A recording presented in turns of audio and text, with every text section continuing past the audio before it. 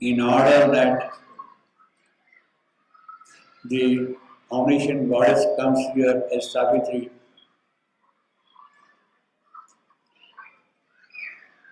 the divine Savitri taking the mortal birth. The problem which she was facing was that things are not ready here. Now, is Savitri then, by taking the mortal birth, immediately going to start her work? Will she succeed? What is the assurance, what is the guarantee that after taking the mortal birth, things will happen? Who knows that? Can that be assured? Alright, I will take the mortal birth. But is there an assurance, a definiteness that things will succeed there? They may not. They may not succeed at all. And in order that she succeeds in her work, it is necessary that the required ground is prepared, is kept ready for Savitri's work. There has to be the support, there has to be the adhara. Then only on that adhara, on that support, Savitri can do her work. Who is going to prepare that adhara? Savitri needs adhara bhumi for her work, ground for her work. And only then she can do her work, basically. Who is going to prepare that adhara bhumi for Savitri's work? The colloquy or the gods says that it is the Supreme Himself who must come down here and prepare the Adhara Bhumi for Savitri's work. He must come here as Ashwapati. He must come here, do the necessary yoga tapasya, the yoga tapasya which is the foundation for Savitri's work. Unless that yoga tapasya is there, that Adhara Bhumi is there, she cannot do work. So he has to come down here first. He has to prepare the entire ground. He has to travel through an entire cosmic dimension and see what is there, what is there, what is there. He has to do long enduring tapasya to prepare the Adhara Bhumi of Savitri's work. In fact, I'm sorry, what was that? Okay. Okay. All right, yeah. So that Adhara Bhumi is the important thing for which the Supreme comes here as Ashwapati. In our immediate context, the Adhara Bhumi is prepared by Sri Aurobindo in order that the mother's work is carried forward. Sri Aurobindo has sacrificed himself, and from that moment onward, the mother's work begins. The work of physical transformation begins from that point onward. He has prepared that Adhara Bhumi. He prepared that Adhara Bhumi from 1936 to 1950, and he continues to work on that Adhara Bhumi even after that, and the mother's work begins. Is founded on that. In Savitri, that is presented in the form of Ashwapati coming down here as eternity's delegate. He comes down here as eternity's delegate to do this yoga sadhana here, yoga tapasya here for the work of Savitri. And once that is done, he remains in the background, and it is now the entire open field for Savitri to carry on her glorious work. And that is what she has been doing, and she will be doing. There is no doubt about that. You see. Now, Ashwapati is coming here, has therefore an important role implication, but it is more than that. Ashwapati does not just come here to prepare the ground that the boys, the children can come and play here. It's not that. It is much more than that. Ashwapati comes here with three things in his soul. He comes down here with three specific objectives. Ashwapati. The first objective is to explore the entire cosmic field. The cosmic field below the old mind, where from the ignorance starts down, down, down into the inconscient. He explores all the cosmic dimensions. Everywhere he travels into the lowest patala, the nethermost world, all the seven patala he travels in. He goes and travels through the seven heavens, seven realms of greatness. He travels in all the nooks and corners of this cosmic manifestation. He travels not as a traveler, not as a visitor. He explores everything. What is here? What is there? What is there? He does, of course, explore all those things. But more than that, wherever he goes, and he goes everywhere, wherever he goes, he lives his presence there behind. He goes in the world of mind, he goes in the world of night, he goes in the world of vital. Wherever he goes, he leaves his presence behind. He goes into the lowest patala, he leaves his presence there. And when the entire cosmos is now filled up with his presence, then the Adhar Bhumi is prepared for Savitri's work. It is then it becomes safe for Savitri to go. She can go anywhere because now her Lord is there everywhere. She has no fear at all. She can walk into any part of the manifestation and do whatever she wants in her own will. The will which is one with the will of the Supreme Himself manifesting in this creation. She is now free to do whatever. So, first thing which Ashwapati has done is to establish that presence, the divine presence into the entire cosmos. That he has done already. The second thing which Ashwapati does is, again in the context, yes, Savitri will come, she will fight a battle of the night, but for what? Fighting the battle of the night, reviewing the night is not enough. The day will come is what? There has to be some content for the day. Something has to happen in the day. It is not an empty day which is going to dawn on us.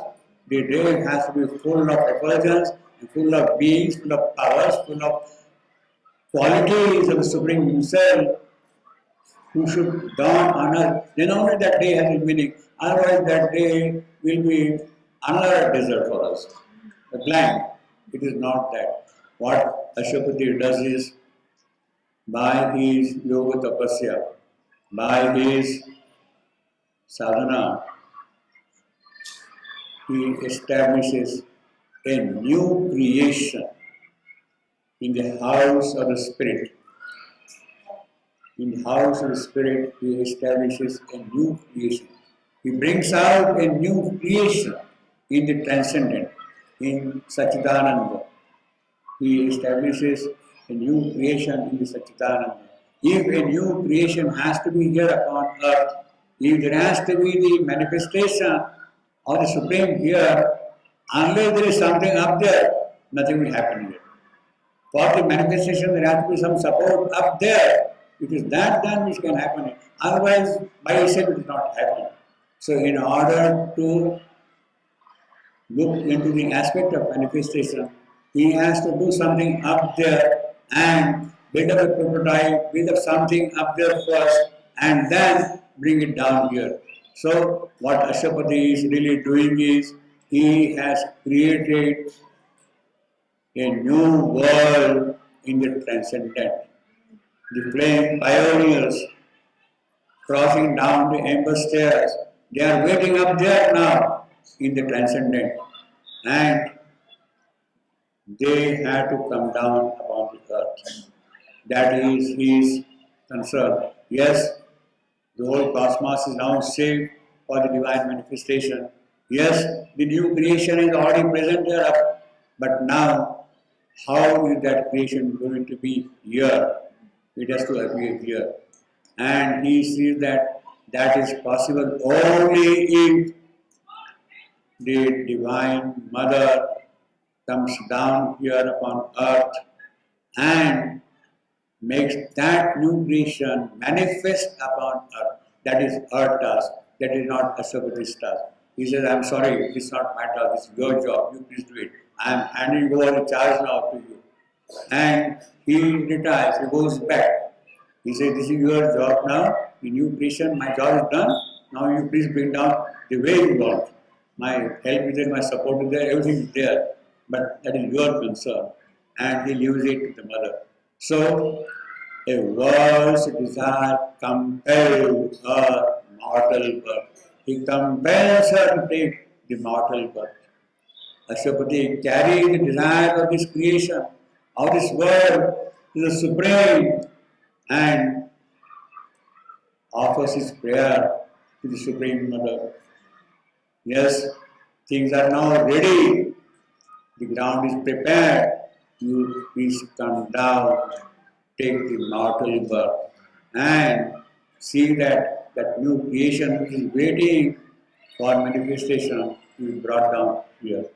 And therefore comes Savitri. And all that thing now is tied around, in the manner of a story, around the death of love in the mortal creation. The last line in the first canto is quintessential the entire issue. The whole crux of the matter is brought into one single line.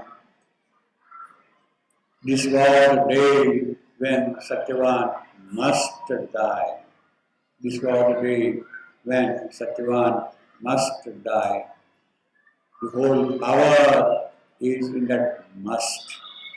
That must is carrying the entire yoga samarthya of Ashwapati. He must die. Yes, I have prepared everything. Everything is already. Now it is time for Satyavan to die. He has to die. Then only things can move forward. And therefore, he must die on the day.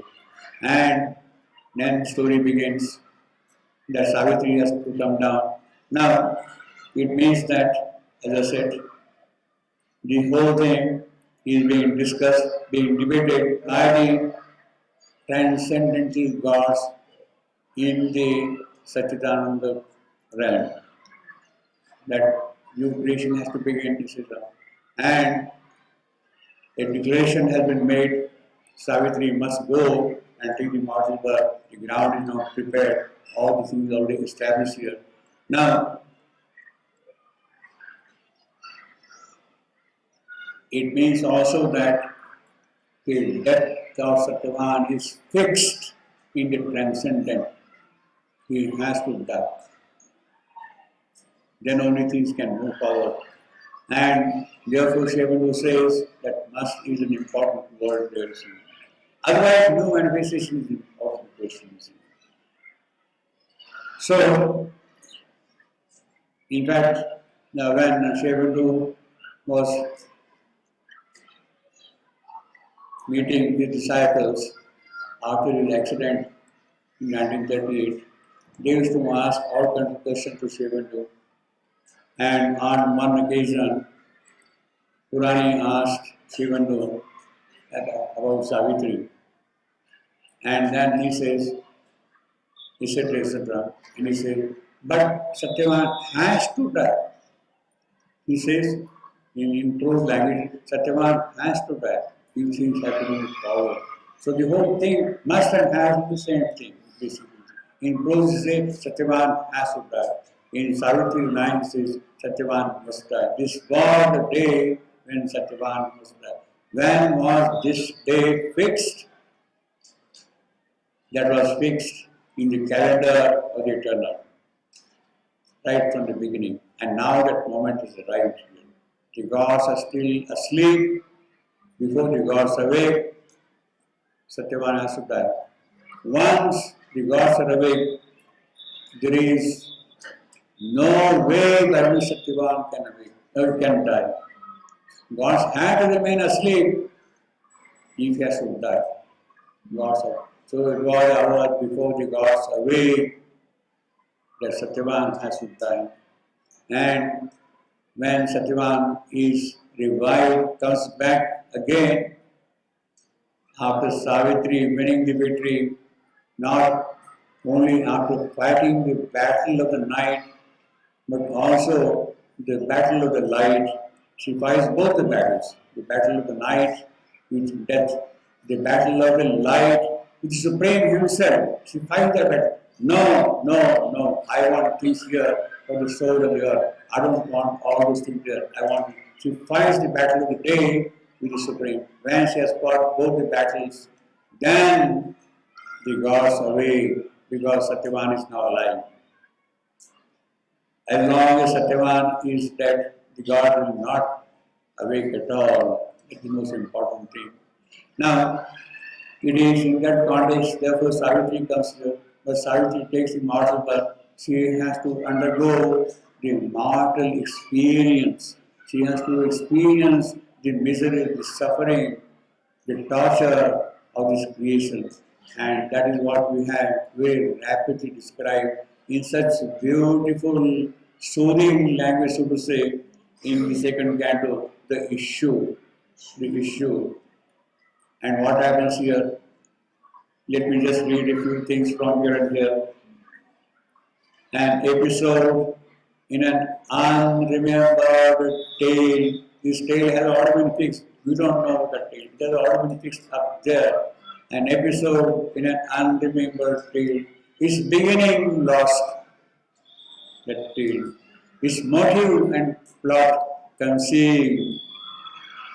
He is now presenting it for us in that manner. But it's already decided up there in the transcendent. We are not aware of what had happened in the transcendent. Therefore it is conceived. A once living story has prepared and made our present fate.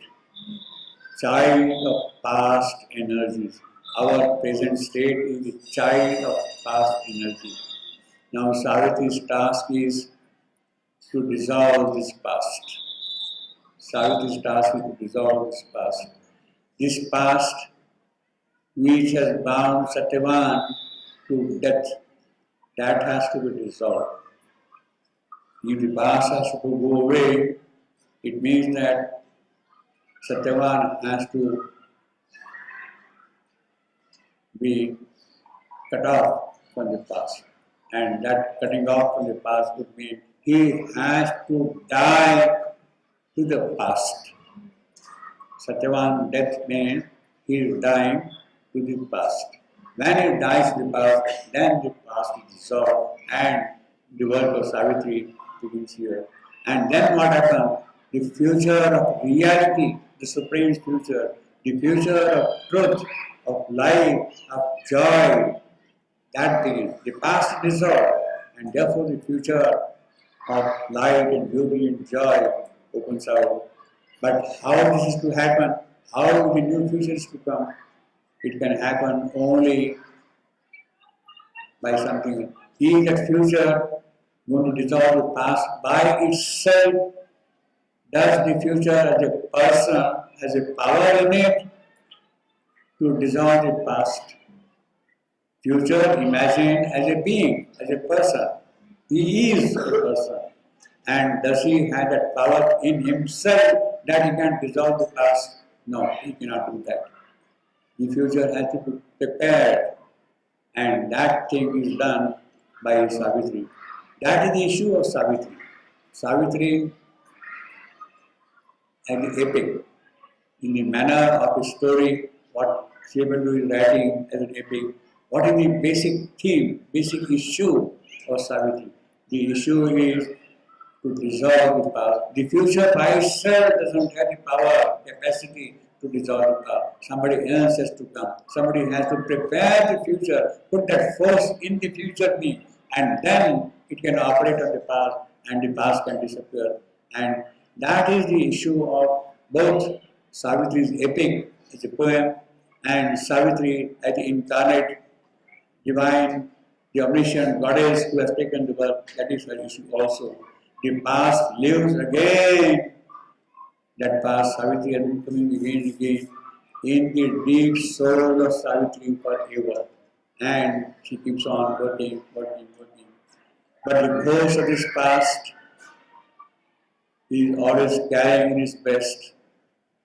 The ghost of the past is always carrying in his breast the Godhead of the future. Simultaneously, the ghost of the past is carrying the Godhead of the future, and it is that which has to happen here now. To complete the task, Savitri is given 12 months. Savitri has met love. It is only after meeting love that her work can begin. She is given 12 months. 12 swift-winged months are given to him and her. And within 12 months, she has to prepare whatever is necessary to prepare to meet death and conquer it and remove the grip of death which is there on the soul of Satyavan. So 12 months, she has to do everything. 12 intense months. She is given 12 months in the company of her lover, Satyavan. She must see that within those 12 months, this is done. And of course, Savitri does that thing. When Savitri enters into yogic consciousness, what does she see there? She sees supernatural darkness. Everywhere supernatural dark, very intense, a darkness which even the night cannot bear. Even the night is not in a position to hold the power and the intensity of the darkness. And it is that darkness Savitri has to meet and remove the darkness which is there around the soul of Satyavan.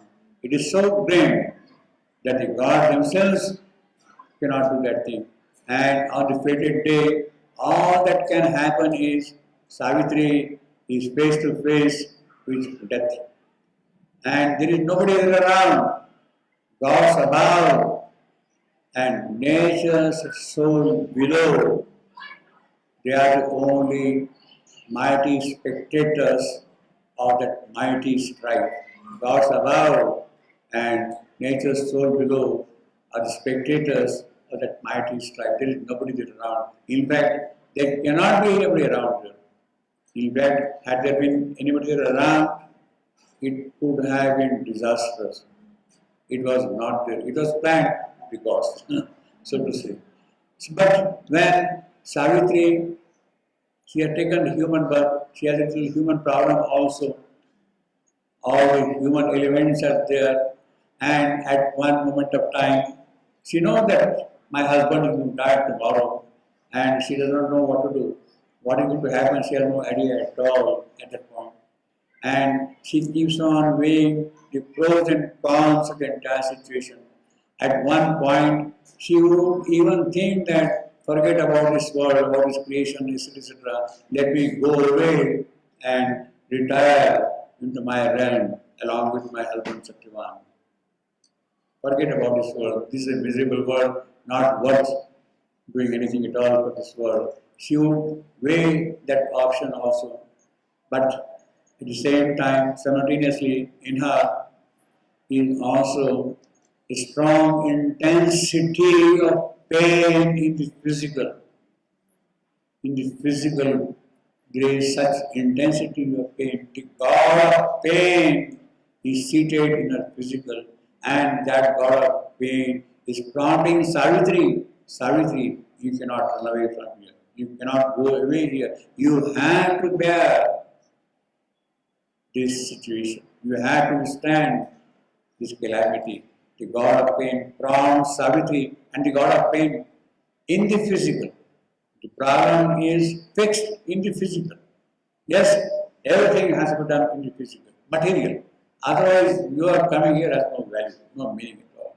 So the God of pain prompts Savitri, you cannot run away. You have to be here and face the doom